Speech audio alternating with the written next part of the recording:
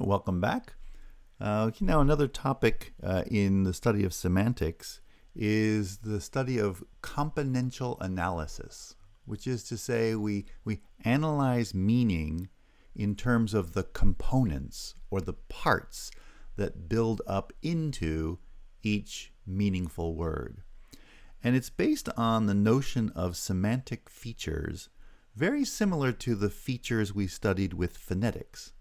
So just as a speech sound is made up of a combination of features of pronunciation, meaning comes from a combination of feature values. In the case of phonetic features, we saw that combining plus and minus values for particular characteristics could result in defining a particular speech sound. So a segment that combined together the values plus consonant, minus stop, minus voice, plus lips, plus teeth, minus nose, would contribute to the sound f. By combining all of those particular characteristics, only one single segment is defined. And if we were to change the value of one of those features, we would change the pronunciation to another segment. So when I change the value of the feature voice from minus to plus, it changes the pronunciation of f to v, which resembles f in many ways. In fact, it resembles f in every way except for whether or not the voice vibrates as part of its pronunciation. Well, in the study of semantic features, there's an effort to make that same kind of observation, that words with similar meanings share values for a large number of features, and words that differ in a single feature, they differ in their values for a single feature, well, they have a particular relationship in meaning. So take, for example, the words woman, man, boy, girl, puppy, kitten, cat, tiger. Now we can imagine a number of different possible semantic features, but we'll start with some that are often used in semantic studies. So living, we need to distinguish between those words that refer to something that is living, which would be plus living, from those that are not, would be minus living. But among the living entities in the world, we would distinguish between those that are plus or minus mammal. Right? So a woman, for example, would be plus living, plus mammal, plus human, plus female, and plus mature. Mature would be like adult or non-child. Right? So for this particular set of features, all of the values set to plus corresponds to the meaning of the word we have, woman. But if I were to change just one of those feature values from plus to minus to generate the values plus living, plus mammal, plus human, minus female, and plus mature, I've defined a new word. Right? I've defined the word man.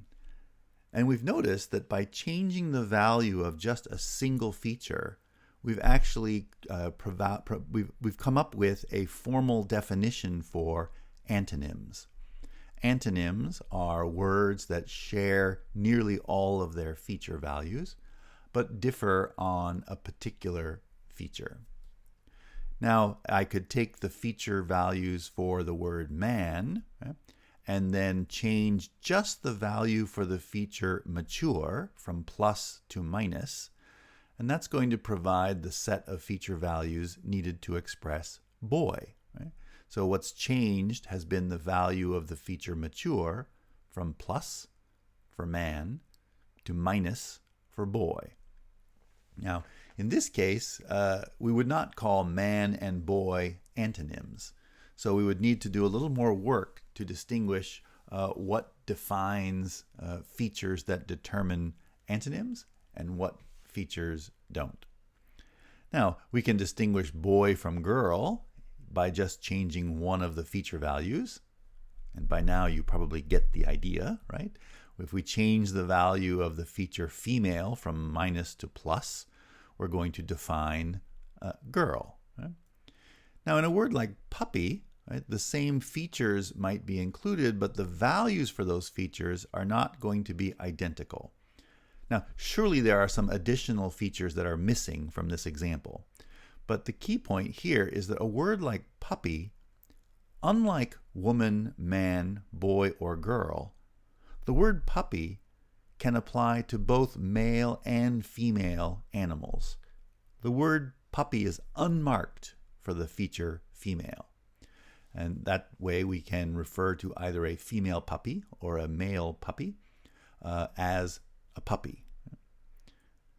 Similarly, a kitten, for this particular set of feature values, would have exactly the same values. Sorry, for this particular set of features would have exactly the same values, which tells us that our feature set is incomplete. There must be some additional feature needed to distinguish puppy from kitten.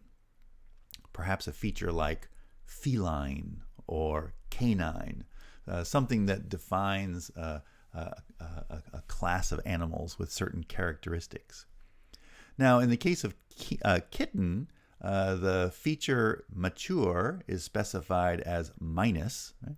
Whereas the word cat can be used to describe a young cat, an old cat.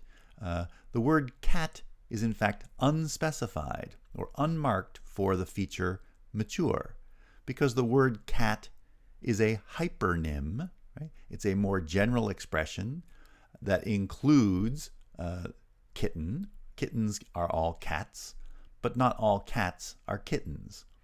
Those cats that are mature cats could not be referred to as kittens. Similarly, that's right. I was going to say they're a hyponym, right? So kitten is a hyponym of cat. Tiger is also a hyponym of cat, right? So it has the very same features as cat, plus it must have an additional feature that cat lacks.